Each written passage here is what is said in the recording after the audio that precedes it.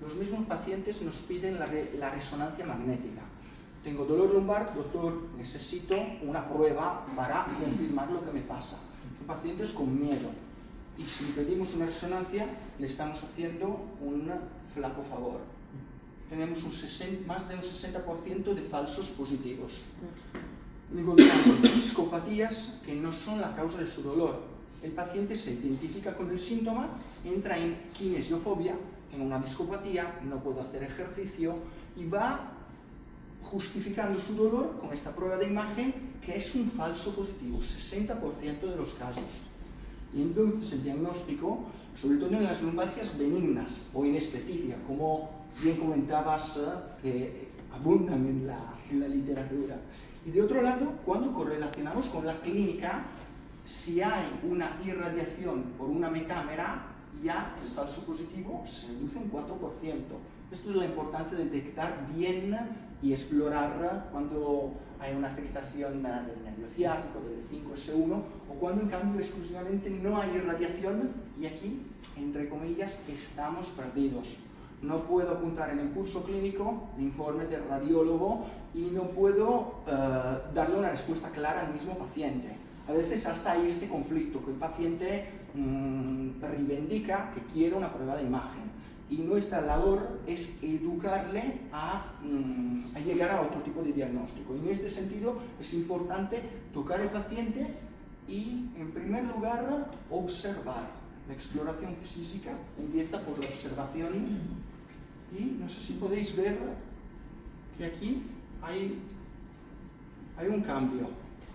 Hay un patrón en este raquis y justo aquí hay la ausencia de esta distribución de pelo. Esto tiene que ver con el vegetativo que preguntabas. La respuesta está en este estudio de Irving Korb, que es un neurofisiólogo que colaboró con osteópatas americanos, que valoraba la bioimpedancia, la resistencia eléctrica de la piel. Cuando hay una disfunción facetaria o un desarrollo intervertebral menor, hay un bombardeo nociceptivo y hay una sensibilización de la metámera, pero además hay una sensibilización del simpático. Y el simpático nos da sudoración. Todos estamos familiarizados en la distrofia, simpático refleja aumento de sudoración. Pero siempre un dolor agudo nos da un aumento de sudoración. Y si pasamos los dedos, vamos percibiendo dónde hay un aumento de sudoración, buscando una disfunción aguda. En cambio, cuando la disfunción es crónica, ya la glándula sudorípara se ha agotado. Podemos observar cómo los poros aquí están más anchos y hay una ausencia de pelo. Y entonces, sencillamente, observando al paciente, ya puedo orientar una hipótesis diagnóstica de una sensibilización de estas metámeras. Lo que se complica es que la disfunción puede venir de nuestra zona de confort. Como médicos rehabilitadores vamos al músculo esquelético, a la disfunción vertebral menor, que sabemos que bombardeo receptivo, raíz posterior, sensibilización central, y va sensibilizando toda la metámera, el dermatomo, el esclerotomo, el miotomo, pero tenemos olvidado el viscerotomo. Y esto funciona al revés. Se trata de un paciente que por el estrés va liberando cortisolo desde hace meses, años, las suprarrenales están sensibilizadas y hay una disfunción viscerosomática que agota el simpático y provoca este cuadro. Así que nos ponemos como los investigadores, con lupa. ¿Dónde hay más indicios? Y la neurofisiología nos explica, los estudios de Mengs, que cuando hay una sensibilización a nivel de la metámera, hay las interneuronas inhibitoras que entran en apoptosis y por esto la aferencia del esclerotomo, del dermatomo, se va activando.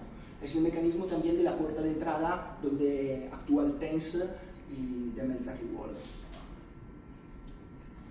Y llegamos a los multífidos como testigos de la disfunción. A mí me gusta hablar de dos testigos: el simpático con la sudoración, que nos da mucha información, y también el Main hablaba de los multífidos, de esta hipertonicidad que nos revela una sensibilización de la metámera.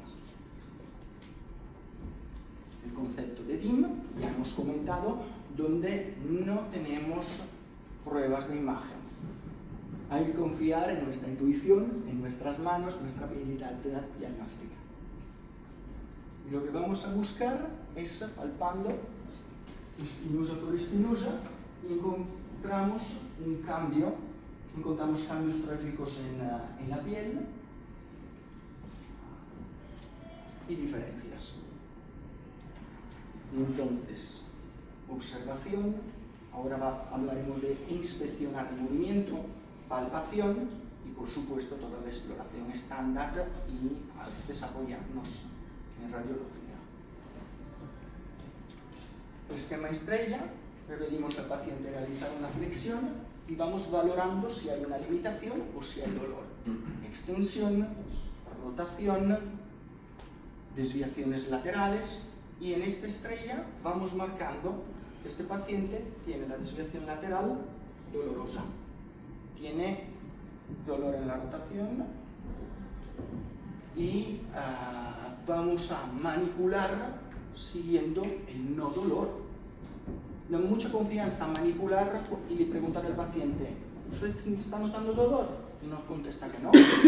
Y entonces vamos hacia estos parámetros libres y el mismo estiramiento antes de la manipulación, el paciente le va refiriendo alivio y nos estamos alejando de lo que duele. Esto es muy muy importante y nos da un margen de seguridad seguir siempre este protocolo.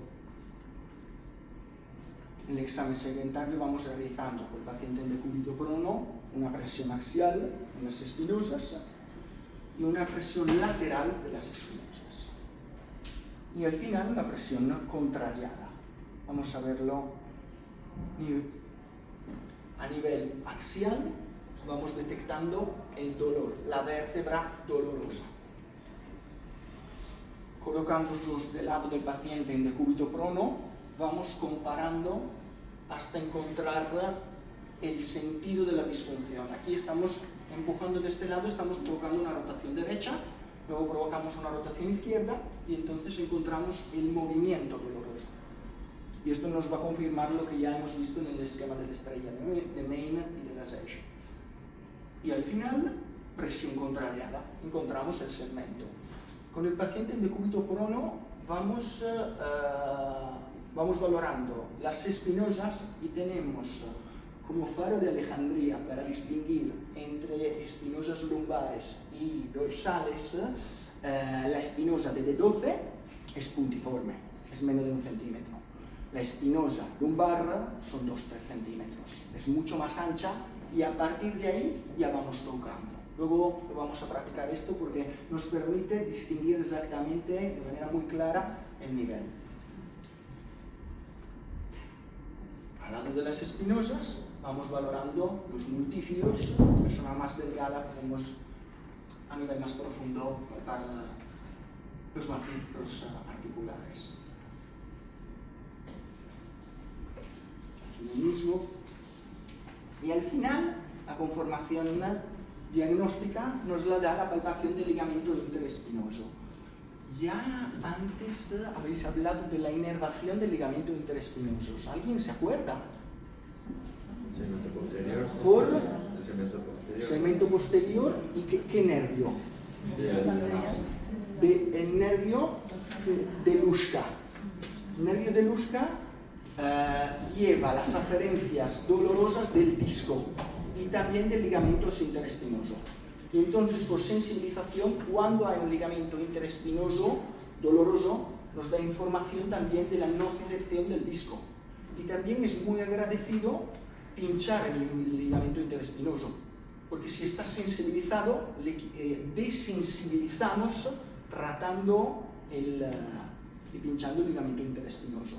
Vamos como limpiando las capas sensibilizadas de las metámeras. Y entonces, como detectives, vamos chequeando. De un lado, la vértebra con la presión axial, el sentido de la disfunción, el segmento, y lo confirmamos mirando el ligamento interespinoso. Entonces tenemos toda la ruta del dolor, desde la periferia y según las habilidades que tenemos, las técnicas que manejamos con la neurofisiología y con el diagnóstico, podemos tratar un dermatoma con un parche de Versace sencillamente, o con medicina manual, con un taping, la sensibilización de la metámera con el TENS, el miotomo manipulando, el vegetativo, terapia neural, acupuntura, cada uno tiene sus técnicas. Y a nivel central, farmacoterapia y psicoterapia. Esto es importante considerar que si nos dedicamos a la salud, la definición de salud de 1948 del OMS es bienestar a nivel biológico, psicológico y social. La IASP recomienda un abordaje multimodal, un enfoque biopsicosocial. La persona que tiene dolor tiene una afectación psicológica que hay que considerar, y también como médicos rehabilitadores somos la especialidad que más nos enfocamos a reeducar con hábitos saludables, recomendando ejercicio físico, porque a largo plazo lo más eficaz para una recuperación completa es afinar la componente social, biopsicosocial. Con esto yo habría finalizado, pero me olvidaría el sesgo más importante a la hora de realizar una exploración física. Cuando pedimos una prueba complementaria, el sesgo nos la da la máquina. Si la máquina no puede superar un número de horas de trabajo, porque se fundiría la máquina. Y el sesgo que yo a nivel personal he tenido en estos 15 años de medicina manual es que he pasado por burnout. Esto pienso que es importante reconocerlo en un espacio entre compañeros. La prevalencia de burnout llega al 50%. Es un sesgo enorme que tenemos, y he ido tomando conciencia de haber atravesado distintas temporadas de burnout. He escrito una carta al editor, y antes, Pedro, hablabas de las somatizaciones que hemos ido teniendo. Es algo que hacemos broma, lo damos por obvio, sentado, pero al mismo tiempo dedicamos todo el día hablando de los pacientes. Pero el sesgo más importante somos nosotros mismos. Si no tenemos buena salud, no podemos afinar el diagnóstico. Y en este sentido, a mí la medicina manual me conecta con la vocación que tenía de estudiante y me permite disfrutar de mi trabajo, y entonces, bueno, os animo a descubrirlo, a venir a Mataró, y gracias por la atención.